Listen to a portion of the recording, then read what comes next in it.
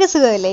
അപ്പോൾ ഓണമൊക്കെ ആയിട്ട് ഞാൻ പുതിയൊരു വിശേഷമായിട്ടാണ് വന്നേക്കുന്നത്. വേറൊന്നുമല്ല, ഞാനൊന്ന് പോത്തൻകോട് വരെ പോവുകയാണ്. അതും കുറച്ച് സാധനങ്ങളൊക്കെ മേടിക്കാൻ വേണ്ടിയിട്ടാണ് ഈ ഒരുങ്ങിക്കെട്ടി പോകുന്നത്. എന്നെ വീട്ടിൽ നിന്ന് വിളിച്ചു, അതുകൊണ്ട് ഞാൻ പോകുന്നതാണ്. പോയപ്പോൾ ദേ കണ്ടില്ലേ, അത്രയും തിരക്കായിരുന്നു. അതേപോലെ ചെറിയ മഴച്ചാറ്റിലുണ്ടായിരുന്നു. ഇപ്പോൾ ഓണം ആയതുകൊണ്ട് തന്നെ നല്ല തിരക്കുമാണ്.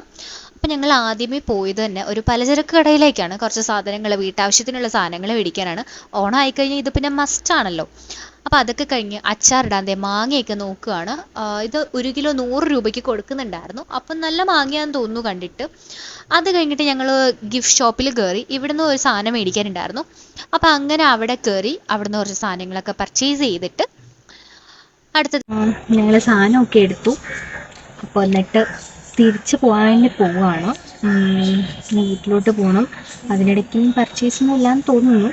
സോ നമുക്ക് നേരെ വീട്ടിലോട്ട് പോകണം. പിന്നെ ബാക്കി ഇനി അവിടെ കുറച്ച് ക്ലീനിങ് പരിപാടികളൊക്കെ ഉണ്ട്.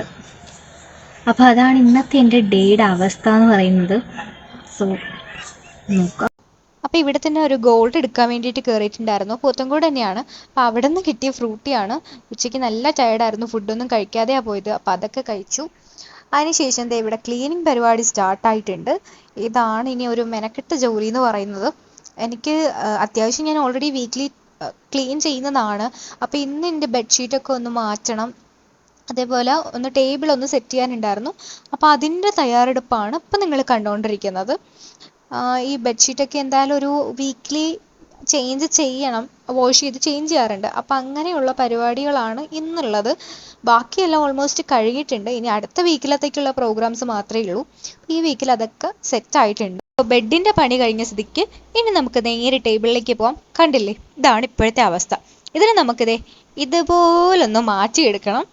അങ്ങനെ കുറച്ച് നേരത്തെ പണിക്ക് ശേഷം ഇങ്ങനെ ആയിട്ടുണ്ട്. അപ്പോൾ ഇന്നത്തെ വിശേഷം ഇത്രയൊക്കെ ഉള്ളൂ.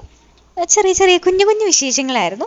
അപ്പോൾ ഇനി അടുത്ത വിശേഷമായിട്ട് ഞാൻ ഉടനെ തന്നെ വരുന്നതായിരിക്കും. Stay tune. ബൈ.